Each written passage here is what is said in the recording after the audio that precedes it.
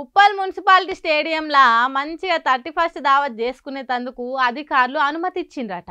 అగో ఆటలు ఆడుకునే తావులా తాగుబోతులు తాగేందుకు పర్మిషన్ ఇచ్చిన ఆ పాడు మళ్ళీ ఆఫీసర్ లెవెల్ అధికారులు ఇస్తుంటే కూడా ప్రజాపాలన అని చెప్పుకునే కాంగ్రెస్ లీడర్లు కూడా ఆపకుండా ఏం చేసిండ్రో అరుచుకుందాం పాండ్రి. ఇగో చూసిండ్రా, టేబుల్ లేసి కుర్చీలేసి నీళ్ల డ్రమ్ముల నుంచి మందు పోసుకునే లబ్బర్ గిలాసుల దాకా ముక్క సుక్క ఏర్పాటు చేసి ఉప్పల్ మున్సిపాలిటీ స్టేడియంను ఇట్లా మురికి వారవోసే చెత్తకుండి కంటే అద్మానం చేసిండ్రట.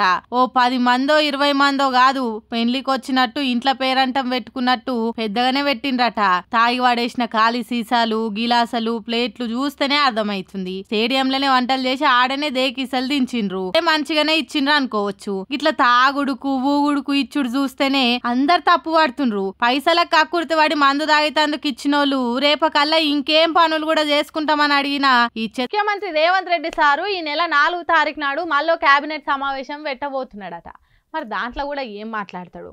6 గ్యారెంటీలు పురాగా అమలు చేయకపోతిమి, ఇస్తామన్న రైతు భరోసా పథకం ఇప్పటికీ అమలు చేయకపోయేవాడితిమి, మహిళలకు 2500 ఇవ్వకపోతిమి అనే ముచ్చట్లే మాట్లాడతారా? ఎట్లా అరుచుకుందాం పండి. ముఖ్యమంత్రి యనమల రేవంత్ రెడ్డి సార్ ముచ్చట ఎట్లున్నదంటే మీటింగులు పెట్టుకుంటా పొద్దుపోవుడే ఉన్నది. ఇప్పటికీ ఎన్ని మాటల మంత్రులతోనే సమావేశం అయినప్పుడల్లా ఈ పథకం ఇట్లా అమలు చేస్తాం, ఆ పథకం అట్లా అమలు చేస్తాం, మేము చెప్పుడు ఆలస్యమే లేదావు, అన్నదాతల ఖాతాల పైకం పడ్డట్టే, పంటకు పెట్టుబడి సాయం కింద మేమిచ్చిన పైకంతోని తూకం వేసుకొని లాగోడు ఖర్చులు మొత్తం ఎలా తీసుకోవచ్చని ఏడాది సంది చెప్పుడే ఉన్నది.